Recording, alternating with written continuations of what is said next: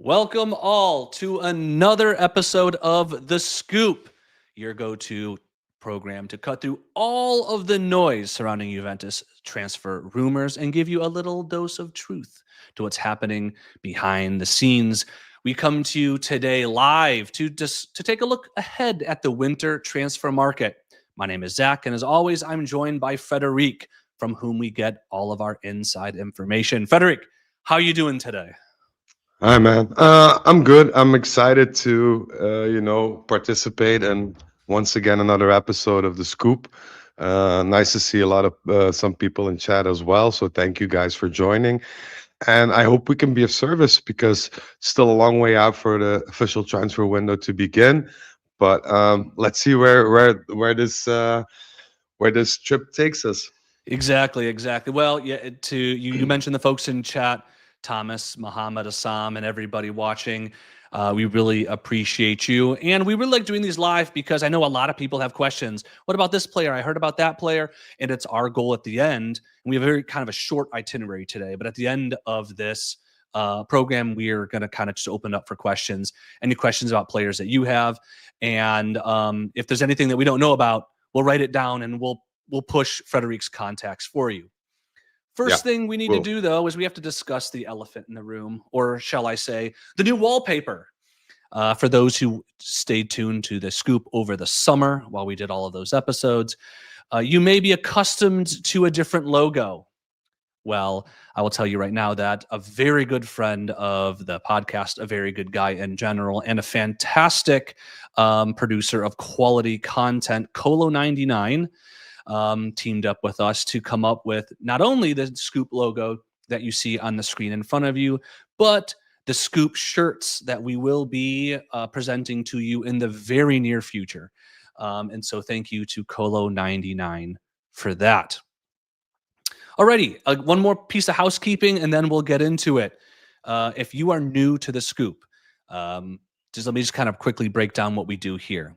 We are fortunate enough to have Frederic, who has contacts within Juventus's organization, who are willing to provide us with some insight on transfer rumors under the condition of anonymity. And so we provide this opportunity to kind of go over some of the rumors and apply the knowledge he gets from those contacts to assign a temperature scale, and in essence, a probability that certain rumors are true and will move forward. These probabilities go from the temperature of ice cold, very unlikely happen, all the way to red hot, which means they are very likely to happen. Frederic, did I miss anything? I kind of rattled through that all pretty quickly. it Do I still was have it the was spiel down? You are amazing. I couldn't wish for a better co-host, to be honest. So let's hope and pray we can keep doing this for 10 more years at least because it's so much fun. So thank you, Zach. You were very eloquent and very thorough. I appreciate it again. Hello to the folks still joining us in chat. Obviously, Luca, Osama, Azaru.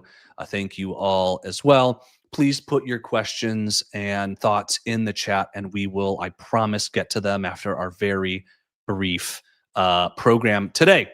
Alrighty, I hate to take this fantastic, brand new, super clean logo off the screen, but it's time to get into the meat and potatoes, as I say.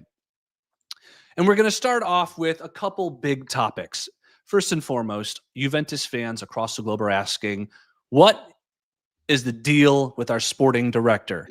Is there any news, Frederic, on sporting That director that should be coming out here in the near future?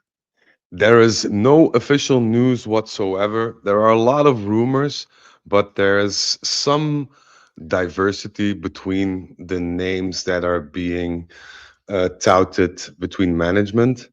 And the thing now is that we have to wait for, as my source puts it, the availability of two others, because there is a short list of three names, which create a certain amount of healthy tension between management.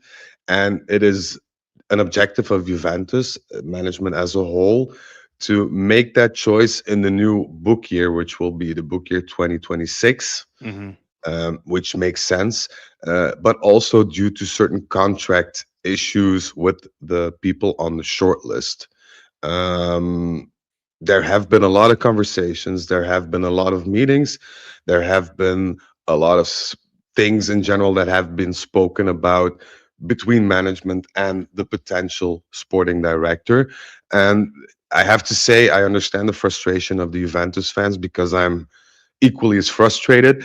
But I wanted to just make sure and give that message out to the people that it's not a matter of stalling or not knowing who to pick, or just putting up names on a dartboard and shooting arrows at it. This is a methodical search, and which is critical to us, to our management hierarchy and structure. And we're not about to do things lightly, and we will take our time until we are all sure within management that we have the right pick or the right person for that job. So please don't be alarmed. Um, it's Needless, it's it sounds like, though, I mean, through all of that, and that's fine, I guess. I think a lot of people are kind of impatient because we were kind of somewhat promised a sporting director, what, 5 months ago, give or take. I mean, a yeah. methodical push I'm okay with. I think, needless to say, though, that the winter market will be once again managed exclusively by or predominantly by Kamoli. Is that correct? It's in great harmony and synthesis with Modesto and Chiellini, but our winter transfer market to begin with is not going to be the transfer market that's going to shape our future team. So, from what I understand, it's imperative for us to bring in a sporting director who will have some months to get into the role, Hmm. and then starting March, focus himself completely towards, shall I use the word rebuild? Because I think that's what we're going to do, the rebuild of the team in terms of depth and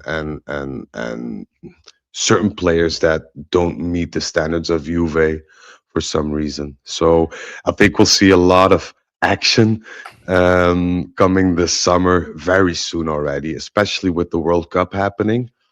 Um, But there could be some drama there. I mean, on one hand, with the buy clauses of like, if they're all executed, right, of Weah, of Nico, um, and so forth. I mean, that's upwards of 70, 75 million euro that could be coming in. On the other side, there could be some players out there that's like, I don't want to talk to any team until after the World Cup. And so there could be some drama from a financial standpoint and timing standpoint over the summer. But that is way too far ahead for me, yeah, Frederic. I am thinking it winter. is. But you did kind of open the door to one question. It's like, we know that there are financial investigations around Juventus. Mm-hmm. What kind of activity and action and we're going to talk about some players here in a second, but Yeah. in general, just from a strategic standpoint, what kind of level of action and activity should we expect from Kamoli this winter? Is it going to be action? Are we going to be seeing a lot of movement with all the injuries we've been having, or is it going to be kind of like the summer where it's a patient, very targeted approach? I think this summer is going to be our main window. Why? Because before the summer, the UEFA investigation will be over. Even if we do get fined for doing something wrong or breaking financial fair play boundaries, it'll be a slight fee. It won't be anything that will impact us on a sporting level. So that's good to hear.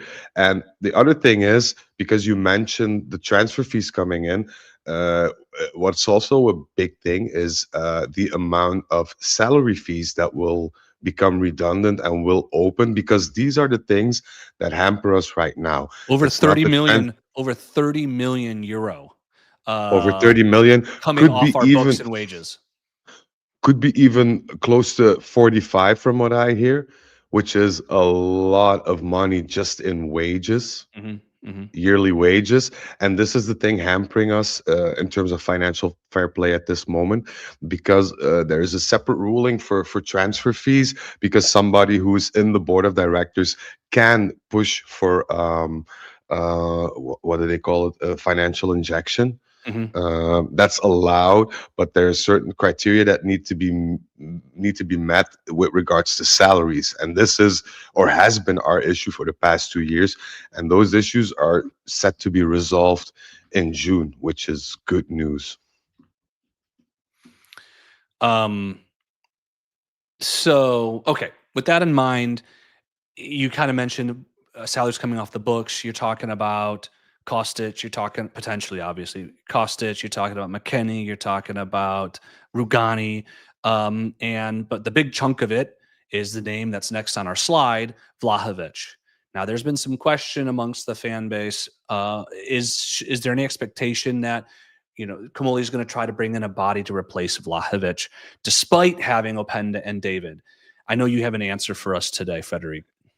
It's going to be a hard no on that. Gonna be a hard no. This is the reason why we bought. Well, at least we bought Jonathan David on the Hmm. premise that he was going to be the Vlahovic replacement, because we were unaware as to in what point in time he had to become the definitive Vlahovic replacement. We were thinking about this last summer, where chances were that he was dealing with other teams and whatever. Now we've set our shifts on January, but with the injury, it could be more than likely that that could shift to the summer. Will we replace him numerically? Probably, but not in terms of name or in terms of salary or whatever. For now, the consensus in management is to bring Jonathan David to the Vlahovic position in terms of starting minutes. And we will, of course, be very wary of how he performs and evaluate that pre summer. But for now, it's a hard no. Should David become a huge flop and should we be able to get some money back for him? That's another issue. But at this point in time, I'd say no. We already said goodbye to Vlahovic mentally, and there's no reason for us to pour money into another forward Hmm. who we are not planning to utilize for the time being. One more topic before we get into some player by player rumors, including a name that's popped up in chat, Sergio Ramos. So before we get onto them, you had mentioned previously that Juventus management was probing bringing in a new goalkeeper for the winter, at least. Is that something that's on the docket? It could very well shift very soon, but for now, it's not a priority. The priority for the winter market was, and will be, as far as management is concerned, a midfielder and a center slash wing back, because these are the positions that also Luciano Spalletti highlighted as having doubts upon. So I think we'll slide that goalkeeper discussion back to further up the year. I'm thinking February, March, or when we have our new sporting director in, because I think if we'll go for goalkeeper, I think our sights are set on Mike Magnon for now, due to effectiveness of the operation, and possibly, well, the risk of an risk return on investment. But Mm. everything could change. I'm hearing Carnesecchi as well is being monitored. They visited him for the last 4 games, if I'm not mistaken, while he was playing. So you do that for a reason as well. Um, who knows? It could be even Carnesecchi and Magno. Depends on who leaves as goalkeeper. Well, Because I well, of don't course. think Perrin will stay. I don't Well, think we'll Perrin keep. will stay, but that's another surprise. That's summer debate material. That's something we'll keep you informed on if something were to change. As we've told you in previous sort of scoop episodes over the fall, we will be hitting the January hard. So if anything changes, you'll hear it here either first or pretty quickly. Let's talk about some players. Today we're only talking about the 6 on the screen in front of you. We're just going to go down the list. You see the first 5. The green plus indicates a potential arrival. The red minus potential departure. We're going to start with the defender, Mark Guehi. He's been, I think, linked with a lot of top teams and big names with regards to his next destination. Is Juventus likely to be materially involved in that discussion? Alas, but no.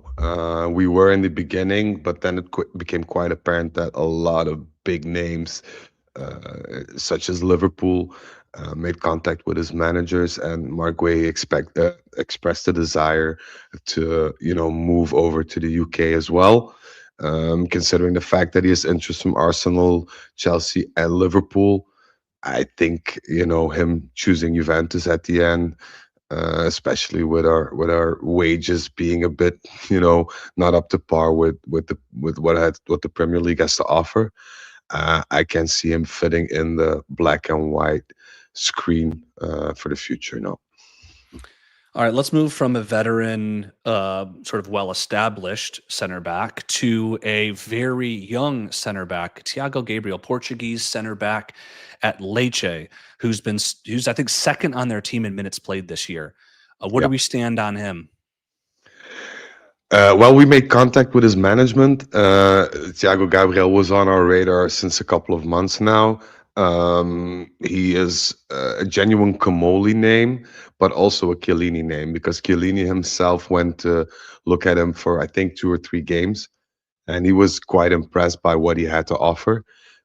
Gave that recommendation to Comoli, and Juventus decided to move forward. And we haven't had any official talks with Lecce yet, but his management team is very into the idea of joining Juventus. And I'm gonna, get ahead of the people in the chat right now. It wouldn't be for the next gen team. It would be for our first team. Maybe not as a starter in the beginning, but this is, in my opinion, a guy with a lot of potential. A bit rough around the edges given his youth, but I think, yeah, a sort of diamond in the rough who you can bet on. And I don't think that his transfer cost will be exuberant, nor will his salary be. So I think it's an ideal figure to put beside somebody who's a bit more seasoned and has a bit more minutes under their belt. I mean, he's getting a lot of minutes this year. And I don't know in centimeters, apologies. He's really tall. He's like Lloyd Kelly height at 20 years old, right-footed center back. Yeah. So yeah, I don't think it would be to start, but it would be a person who's proven himself to be a competent defender at Serie A, considering how young he is, with the opportunity to grow. And if I'm not mistaken, he has a year and a half left on his contract. So even if Yeah. Lecce wanted to set the transfer fee very high, they wouldn't have as much leverage as Gabriel would just be able to turn around and say, well, I'll leave on a free. It's kind of taken out their thing. So that's one to watch. Yeah. We're going to take a break okay, go ahead. Sorry. Oh, sorry. I just wanted to mark him as warm in that respect. Okay. Could also be that it shifts towards the summer transfer window, but for now, as things stand, the interest is there from both parties. We're going to take a break from center backs because I'm sure most people in the chat would recognize the next two names on the list. And we're going to take a break and talk about a midfielder that I joked about, Patrick Berg, who has been doing fantastically, not only for Bodo Glimt, but also the Norwegian national team.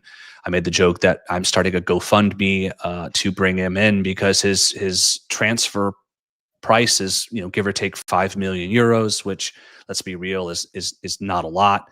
Currently, my GoFundMe page is up to about 27 euros, a couple buttons and pocket lint. So we're getting there, folks. We're getting there.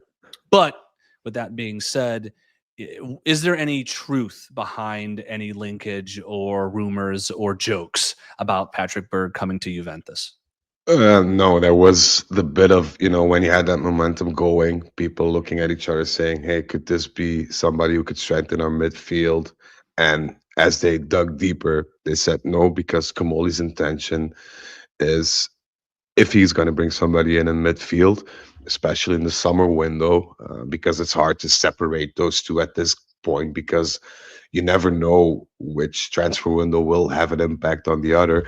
But if you were to bring in a new midfielder, I'm very much inclined to say that it will be somebody of name and stature and ability. So I don't think that, Comoli has his sights set on another gamble or long shot in that respect, and he wants to bring in stability to midfield. And Spalletti himself is very vocal about that within a management team, that he needs somebody to stabilize that midfield in order for him to go or carry on with the 4-3-3 that he has in mind. But you're talking a 28-year-old captain of his club team, 5 million transfer fee. The Norwegian league ends now, so it's over. Yeah. This is their off season. Yeah, So it would be a clean, easy break for Bodo Glimt if we match their valuation for us yeah. to bring him in. And as we know, especially with our defensive injuries and Coop playing back there and Thuram's form, we are very thin at midfield. It almost seems too obvious to me, Frederic.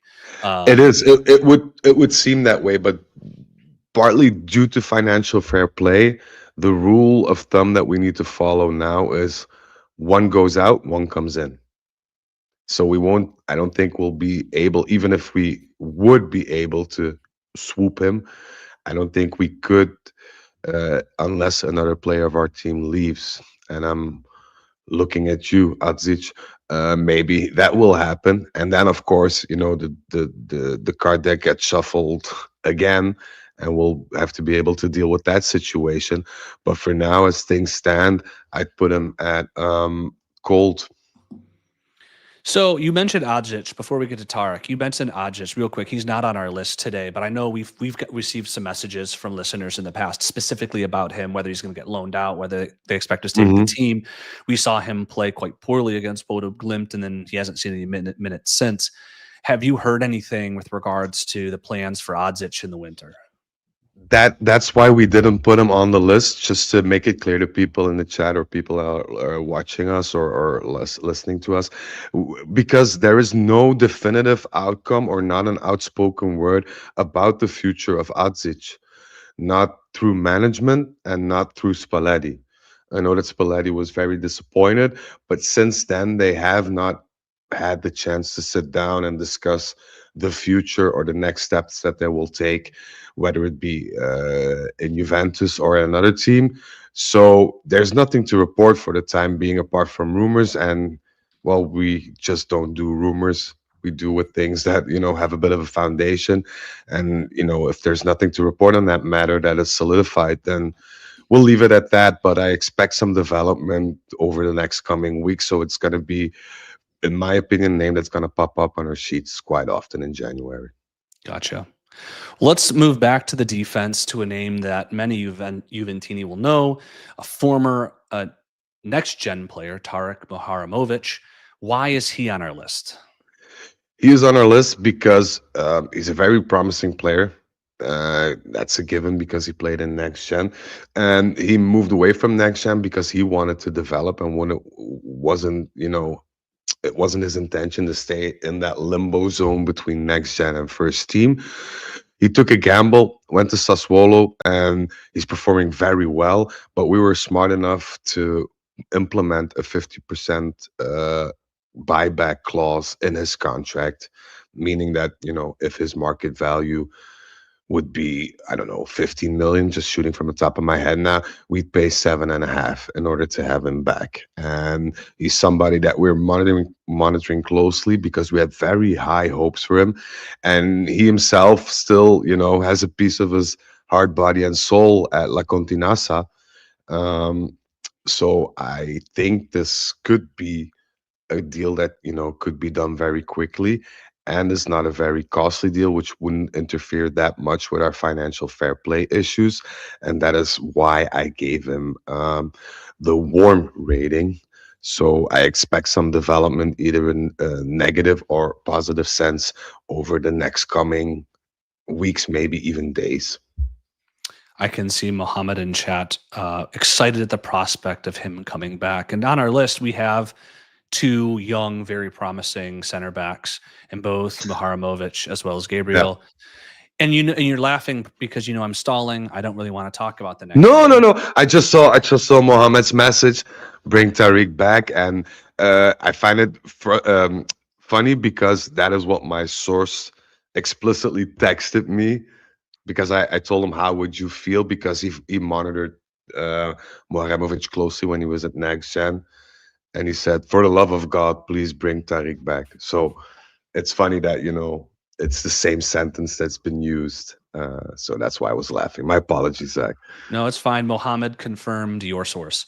The last potential addition on today's edition of the Scoop is a name that if you tune into Bepe's Juve Talk Thursday series in conjunction with Turin Giants, you would have heard us discuss a lot about, as well as with some very differing somewhat polarized opinions, and it's the name And of. memes. You became a meme, didn't you?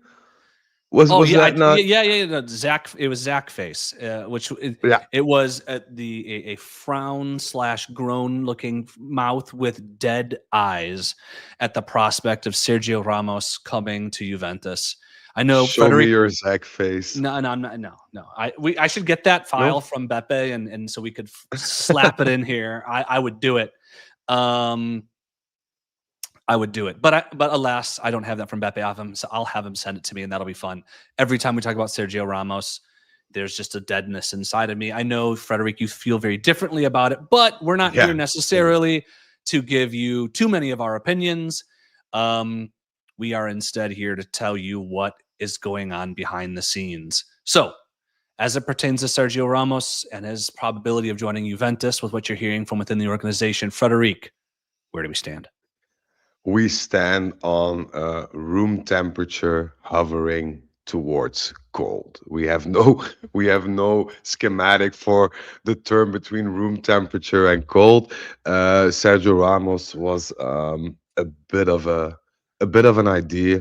We pushed a bit on that, and because there were a lot of people in and around management who thought that would be a very good idea to get him back. But as things stand, not only given the cost of the operation, which is not something to worry about, but the fact of the matter is that um, Sergio Ramos is somebody who needs to feel comfortable where he plays, and he has a lot of ex teammates that play at other teams constantly messaging him. I'll name just one, Milan, but you also have some interest from Liverpool to bring him in as a sub nonetheless, and also a few up and coming teams such as Como. And I feel that if some of these teams would go deeper, being backed with owner with a lot of money like Como or an ex-player like Modric, who we had a very good relationship with, then that leaves us out of the equation, which I find a bit sad because I wanted to see, as I reiterated yesterday on the pod with Beppe, I want to see somebody with big balls enter the dressing room. But I'm afraid it'll remain a dream. I don't think that Sergio Ramos is something that we are going for, or we're going to push for, or we're going to try to convince. We talked to him. He was charmed, but I think the trail will end there. Thank the football deities. So hopefully this will be the last episode of the Scoop where we see his name. You can tell my feelings on that. Let's go to the last name on the list, after which we will take any questions or thoughts from the chat. There's at least one that I've seen about Artur Mello, which we'll get to. Anyone else have any questions or comments about the players we're talking about today, or as players that you haven't heard, that you haven't had us talk about, that you'd like some information on, please put them in the chat and we will get to it in just a second.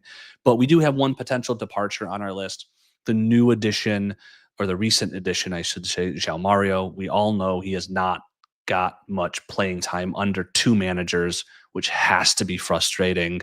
Really, the only appearance he's had is a garbage time, or recent playing time was the garbage time minutes just the other day. Mhm. Frederic, why is he on our list? Is he pushing for an exit?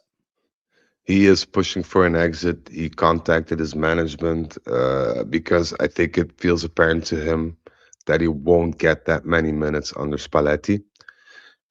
As to why Spalletti, he just doesn't rate him, as Tudor didn't. Spalletti needs somebody with more defensive abilities in that part of the pitch. So I think a January exit is imminent if if our terms are met. I don't know exactly what those terms are, neither does my source, but our terms have to be met or else nothing will happen. We'd rather keep him on the bench for another 6 months, so to speak, if we don't get what we want. Kamoli's been very adamant about that. Yeah. So we will hear of team X, Y, and Z being interested, but whether they'll push for him and make us a satisfactory offer that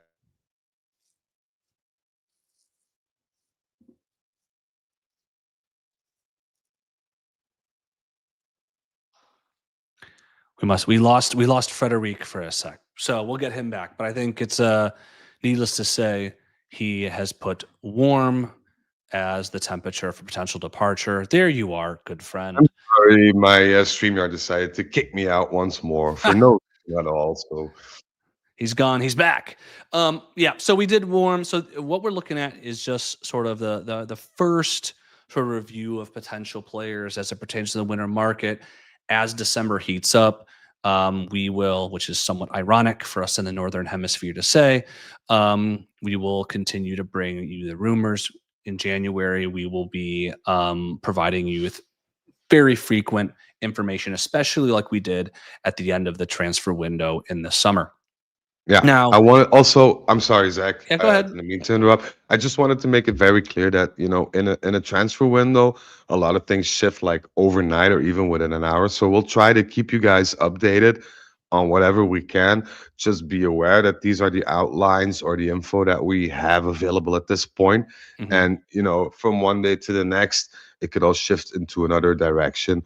But we just try to keep focused or being focused on what I get from my source and what management outline at this point in time is.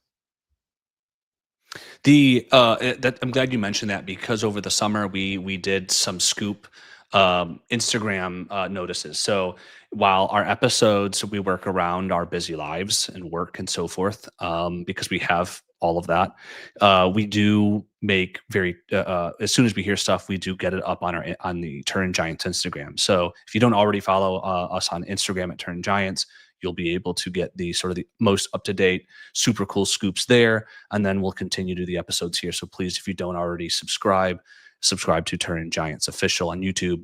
Scoop is predominantly that visual medium, which we do as much as we can live on YouTube. Let's go to some questions. I know we're getting a couple more coming in. Frederic, the first one was a while ago, was regarding Artur Melo. Is there any chance? I think the question was: is there any chance Spalletti brings him back? I think slim to none.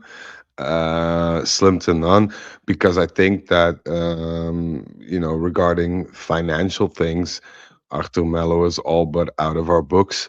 But it wouldn't make sense to bring him in because now we are not paying entirely for his salary. If we should decide to bring him in, not only will we pay for his salary, but I'm pretty sure our good friend Arthur Melo will negotiate some sort of renegotiation of his contract or the current one that he's serving out under Juventus's balance. And I'm not too sure that would be a good idea to give him a reevaluation and prolong his contract for another 3 years or whatever. Just because we're a bit short in midfield as of now. So I don't think that's even remotely a possibility. So thank you, Alliance FC 2022, for that question. Let's move down to a question with regards to João Mario. A lot of people in the chat saying, why was he brought in? Why did Camoli do that Alberto Costa? Not swap, but was kind of a swap. And secondarily, where would he even fit on this team? So I'll take that second question, Frederic, if Sure. you sort of remind folks what the impetus was for signing João Mario and sending Alberto Costa back to Portugal. It was not something that was dealt with from predominantly a sporting side. It was more a financial and creative accounting aspect that led us to that decision, which, in my opinion, and in yours as well, wasn't a good one. But it was based rather on necessity in terms of financial issues and a favor left or right to some people, whether it be managers, whether it be sporting directors of other teams. I'll leave that in the middle. It's not my job to get these things in the open, but it was definitely not from a sporting side of things that we did that. So yeah, it's a sad story in parts, to be honest. And it's even sadder when you think about João Mario's role on a team. When we brought him in, he was a guy who had um, over 30 European caps, over 200 games played at the highest level of Portuguese football.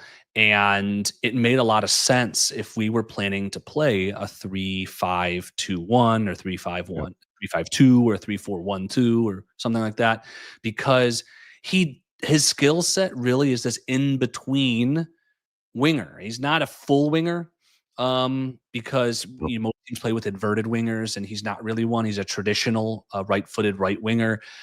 He also doesn't have, as we know, the defensive proclivities of a fullback who can track back and who can take on forwards.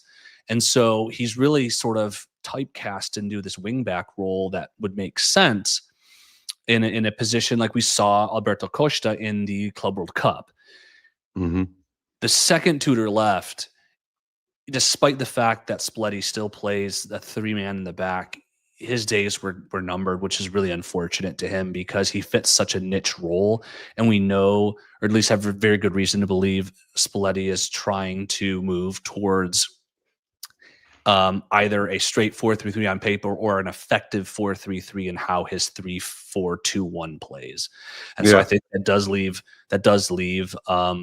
João Mario on the outside looking in. I think the good news about it is the deal was so cheap. What was it? Something like 11 mil euro payable over 4 years or something. So Yeah, it's it's peanuts. it's obnoxiously low. If he wants to leave, we would have no problem. I feel finding a destination for him in a No, way that no. at minimum balances the books, if not gives us a small profit, considering how cheap the deal was in Yeah. the first place. I also wanted to mention because a lot of people saying, "Well, we need to do this, we need to do that," and I agree with them. But this is not Football Manager in terms of negotiating because we like to think of our players or players from other teams as cattle, and we say, "Okay, we're gonna buy this player, whether he likes Juventus or Turin or not." They have a say in things. Like Alberto Costa, we intentionally wanted to loan him out into Serie A, but he said no. He said, if I leave, I'll go back to Portugal. So we had to work on getting him Mhm. an exit within Portugal, with Porto being fairly the only team that was willing to offer us what we wanted. So you have to take into account the will of more than three parties, sometimes even four, sometimes even five, which is very difficult. Not to, put my hand over Komoli's head or whoever did that deal because it was an awful one, but there are a lot of cogwheels that are set in motion, which you need to, keep in sort of a balance in order to get a transfer done at times. It could be done in 5 minutes, but it could also take 5 months. And that's depending on a lot of factors. And I just wanted to get that, straightened out a bit. Thank you, Thomas, Keegan, RB Comps, and I feel like a few other people. If I miss you, I apologize. Who had asked about João Mario? Mitchell asks, if we sell João Mario, does that mean that Patrick Berg could come in when you said the going out, coming in situation?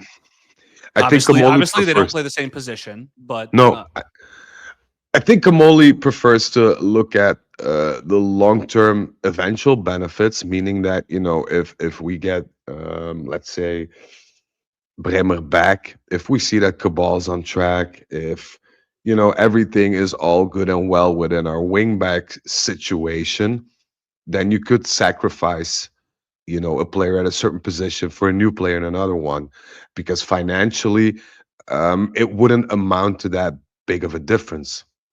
But you have to keep in mind that you have to keep the balance of the team in check as well as the squad depth, which is one of our issues that's biting us in the ass right now. And this is something that Komoli is very weary about. So I think Komoli's first and foremost priority for himself is to get a player in when we lose one at a certain position, and not to switch around in positions or whatever. But it could all change very soon, especially if you find a wing back in the beginning of January. So you have an extra spot there, meaning you could sell John Mario and reinforce your midfield. But that's a lot of puzzle work that needs to be done in accordance with Spalletti as well, I think. So I'd be weary about that, switching players within certain positions. to teams. I think Comoli's vision is to do a straight thing. Center back goes out, center back comes in, midfielder goes out, midfielder comes in. Apologies to Mohammed, who was the one who originally asked the question about Alberto Costa, and I forgot to shout him out. Right under him is Osama, though, asking about Cambiaso. Frederic, have we heard anything about Cambiaso? A lot of interest, but we don't know if it's genuine interest or not. Because his manager feeds into this. My player is one of the best in the world, and he's wanted by everyone. But from a Juventus side, no official offers have been received. There was one in the summer that was such a low ball that it wasn't even worth answering on, replying to on mail. And apart from that, was very, very quiet indeed. So I'm not too optimistic about the fact, that we'll be overwhelmed by offers left, right, and center for Cambiaso. And once again, I feel I need to reiterate this, and this goes for every player. If we don't get an offer in that satisfies us as a club, then the deal is not a deal in any way, shape, or form. If we ask for, let's say, 45 mil, we want 45 mil, not 44 and a half, not 44.9, 45. I appreciate that, though. We in general, our management in general, I should say, not we, Frederic, you and I aren't doing these deals, but the management in general has really sucked at selling players. I think over the summer, we did a sort of a financial review that included a lot of the player sales.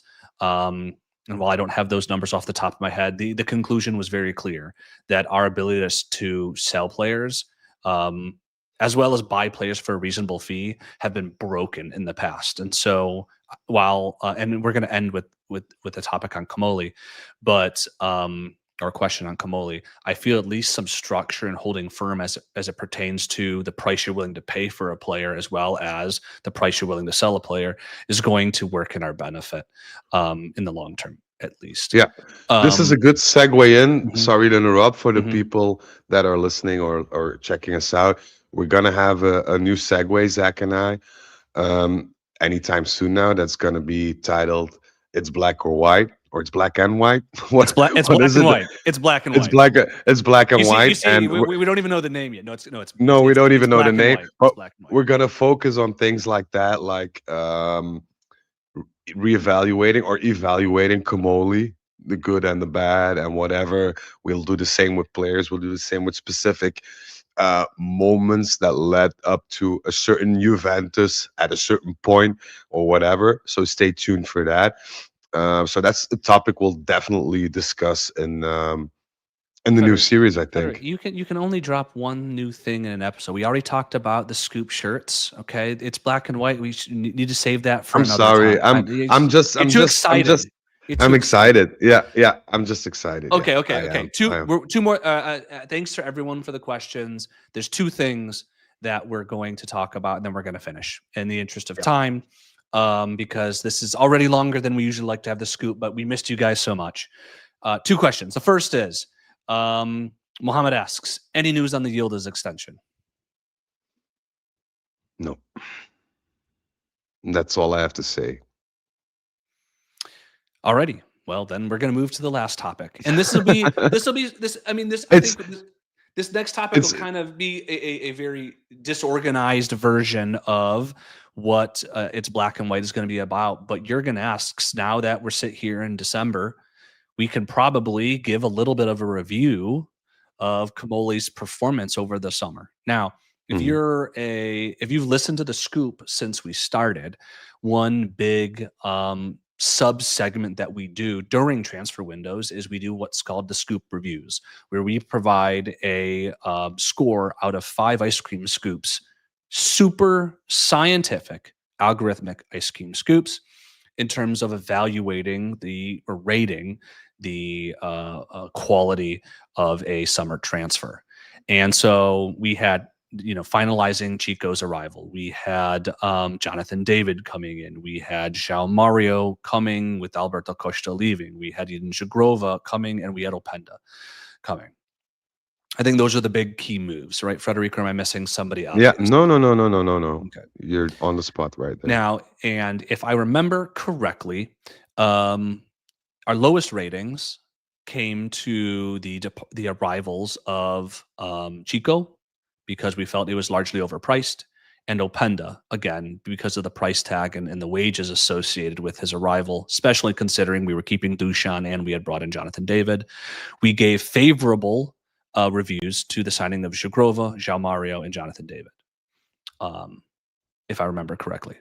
So, with our scoop review in mind and the benefit of hindsight, what would you give Kamoli on 1 to 5 ice cream scoops for his transfer window over the summer? I'm gonna go with 3. Well, and real quickly, Thomas says separate financial and sporting. And at least from a scoop review standpoint, that's exactly how we evaluated the players. Is there was a financial component of it, as well as a sporting component of it, and so Yep. we ultimately aggregated that into a final score. But that was the financial aspect was very much baked into our review, which is why Chico got, I think, the lowest score is because it was, despite being paid in installments, was a relatively expensive transfer for a team with financial pressures. So you say you gave him 3 out of 5 Yep. super scientific algorithmic ice cream scoops. Yep. Brief statement as to why. Well, I think that he took a bit of a gamble on the players that we mentioned already. And for now, at this point in time, he lost that gamble. But with the benefit of hindsight, he also did a lot of good things, um, especially financially, because we discussed that elaborately. He saved us a lot of money in the months that he was working for Juventus, which is, and this is the kicker, you cannot separate the sporting aspect from the financial aspect at that point, because a general manager or CEO of a football club is there in order to bring that cohesion between being financially healthy but being successful in a sporting matter. And this is what Kamoli's working on right now. And I feel it a bit unfair to assess him already due to the one transfer period that he was responsible for that. And I want to reiterate the fact that I think that, in the end of the summer, we can make a more solid analysis of what he did and in accordance to who and why and what. But for now, I give him 3 out of 5 because I stand by the things that we've spoken about in the summer. That Chico is not, in my opinion, worth the money we paid him. He certainly has some. Uh, Like I was more in favor of that deal than you were, but 2 goals, 0 assists in the season, and we're approaching. We're in December already. That is yeah, not a level of production that we should be getting from a player of his quality. Even the no, people who've got the biggest issues with him for the various reasons that we know, you know, you would still expect him to have more goals and assists than 2 goals, 0 assists at this juncture of the season, especially with the amount of playing time he's been getting. yeah, and the same could be said for Openda as well, because I get the fact that he needs some time to settle in. He needs some time to adapt and get used to another new manager in the meantime, and that's all good and well. But if you pay a player that amount of money, you expect him to have some sort of an impact, even in the beginning stages of a season, which he failed to do. And we look back on that goal that he scored um, past week in the Copa game yesterday, jokingly with Beppe. But I think we can all agree that the impact versus the financial, let's say, the financial harshness that we had to go through in order to get him is a return on investment that's not equally, divided in that aspect. So I'm hoping for the best, but my 3 out of 5 algorithmic ice cream scoops stand there, and I'm not sure what your opinion is on that, Zach. Our good friend Farhad joined us in chat to ask, is Berardi joining Juventus yet? I'll spoil that one and say Farhad, that season is past, thankfully. So going back to Kamoli, And shout out the chat. Y'all have been fantastic, having not only good interaction with us, but discussing amongst yourself. For Kamoli, I'm actually going to give a 4 out of 5 ice cream scoops. And I'm going to highlight, I'll go into a little bit why, but I want to first just highlight the big reasons, the biggest positive that I've seen from him and the biggest negative, because I think it all that kind of encapsulates the way I'm judging him. The biggest negative that Kamoli has done to date is retaining Igor Tudor as our coach to start this year. I think there was a level of panic and resignation as the Club World Cup came, and he settled with a coach who was not capable of meeting the sporting goals or had the experience to meet the sporting goals of this team. Frederic and I talked about it ad nauseum over the summer, considering as much as we like him, we do. This is not we like Igor Tudor, but he has a big enough CV that you kind of knew what you were getting involved in. That was his biggest negative. It was one of his first moves.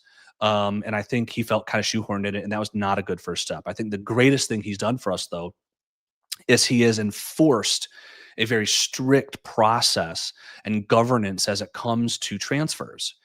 Again, you meet our price or the player stays. We're not going to overspend for this player. You either accept our price or we look somewhere else, a la Colomwani versus Openda.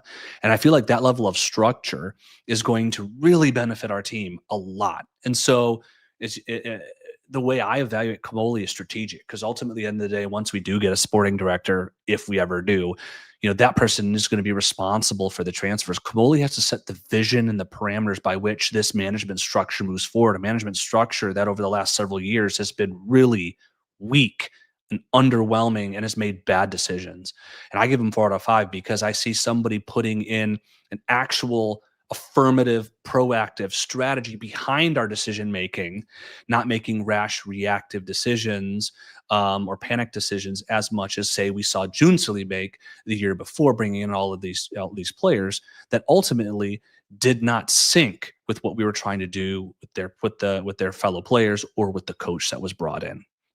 So I'm a little bit more optimistic, but ultimately, this year, the most visible aspect of Kamoli has been the players. And I think the biggest issue with regards to that is not João Mario, because he always was going to be more of a rotational player, not Eden Jagrova, who we knew was injured, not even necessarily Chico.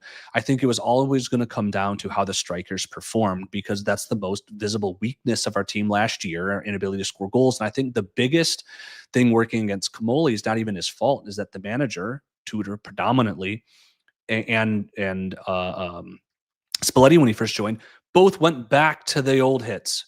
They brought back in Dusan and really never gave that run a game, at least in my opinion, to Jonathan David or Luis Openda, even though I'm not a huge fan of Luis Openda. He didn't give either of them a chance to get a run of games, have form, and develop cohesion with players.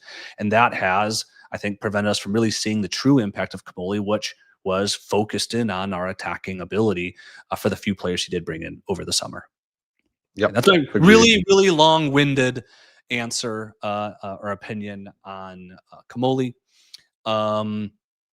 Fantastic interaction from the chat. We've missed doing scoop episodes. Obviously, there was not a lot of transfer activity going on or even rumors going on over the fall, but we're really excited to get back in the mix. We're really excited to be doing this again for all of y'all. We already have our next scoop episode scheduled. We will be doing one guaranteed at this time again, a week from today on Friday. If anything were to happen in between, we would maybe work something out. But unless things stay relatively quiet, we will be seeing you at this time, 2:30 Eastern Time, 3:30 Central Time, 9:30 Central European Time, and Friday, the 12th, 12/12. Yeah, I have to make people aware of the fact that I might have something up due to work reasons. Then, should that change, then we'll keep you posted on not just our Instagram, but also Turin Giants official Instagram, with a post or a story or whatever. So, alrighty. Well, be Frederic, safe. as always, thank you. Everyone in the chat, we appreciate you. We thank you so much. And it's for you that we do this. And until we speak again, as always, Forza Juve.